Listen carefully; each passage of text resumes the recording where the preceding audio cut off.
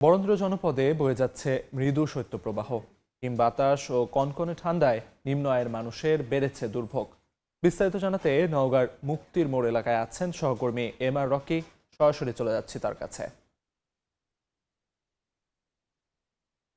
পৌষের শুরুতে শুরু হওয়া শীতের যে দাপট তা ক্রমান্বয়ে কিন্তু বাড়ছিল এবং প্রথম ধাপ দ্বিতীয় ধাপ এই মুহূর্তে শীতের তীব্রতা তৃতীয় ধাপ অবস্থান করছে। এই জনপদে শীত সবসময় বেশি হয়ে থাকে এবং এই অঞ্চলে হিমালয় থেকে যে বাতাস ধেয়ে আসে এবং এই বাতাসের প্রভাবেই কিন্তু শীতের যে প্রভাব তা কিন্তু ব্যাপক পরিসরে এই অঞ্চলের মানুষ উপলব্ধি করে থাকে। এবার আমরা লক্ষ্য করছিলাম শীতের যে দাপট তা কিন্তু জানুয়ারি শুরু থেকেই তীব্র শীতের একটা থাবা কিন্তু এই অঞ্চলের মানুষকে অনেকটা নাজাল করে রেখেছিল। বিশেষ করে 6 থেকে 8-এর ঘরে তাপমাত্রা নেমে এসেছিল। যদিও চলতি সপ্তাহে এসে 2-3 দিনের মধ্যে আমরা যেটা লক্ষ্য করছিলাম যে কিছুটা সূর্যের আবহাওয়া মিলছে বা সূর্যের দেখা দিচ্ছে, কুয়াশা কিছুটা কমে এসেছে, কিন্তু শীতের যে তীব্র হানা বা শীতের যে কনকনে ঠান্ডা তা কিন্তু এই মুহূর্তে অনুভূত হচ্ছে। এর ফলে সাধারণ মানুষ যারা কাজের সন্ধানে ভোর সকালে কাজের সন্ধানে বের হচ্ছেন তাদের কিন্তু তীব্র কষ্ট অনুভূত হচ্ছে। সেই সাথে কাজকর্মের কিছুটা ছন্দপতন লক্ষ্য করা যাচ্ছে এবং নিম্নার মানুষের দুর্ভোগটা সবচাইতে বেশি। এবং এই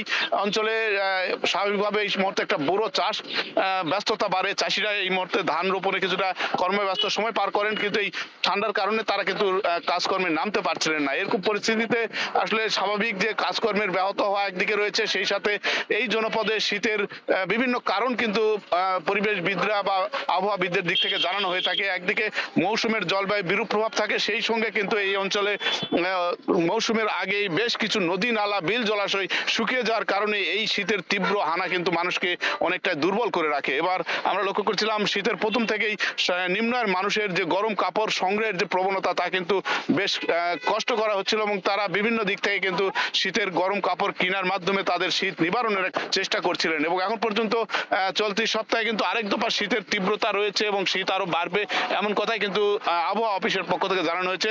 এই মুহূর্তে তাপমাত্রা বিরাজ করছে 10 থেকে 11-র ঘরে এবং আবহাওয়া যদিও বার্তা দিক থেকে জানানো হচ্ছে যে কিছুটা শুষ্কতা রয়েছে, আবহাওয়া রোদের কিছুটা কিরণ দেখা দিচ্ছে, কিন্তু কোন বাতাসের কারণে তীব্র শীত কিন্তু অনুভূত হচ্ছে এবং সকাল থেকে বেলা 10টা-12টা পর্যন্ত এই তীব্র শীতের কারণে স্বাভাবিক কাজকর্মে কিছুটা ব্যাহত, কাজকর্মে ছন্দপতন কিন্তু প্রতিনিয়ত আমরা লক্ষ্য করছিলাম। সার্বিক চিত্র যেটা বলছে যে এই আবহাওয়ার কারণে রোগ বালের প্রকোপটাও কিন্তু ব্যাপক পরিসরে বেড়েছে। এই ছিল সার্বিক এই অঞ্চলে শীতের খবর আমার কাছে।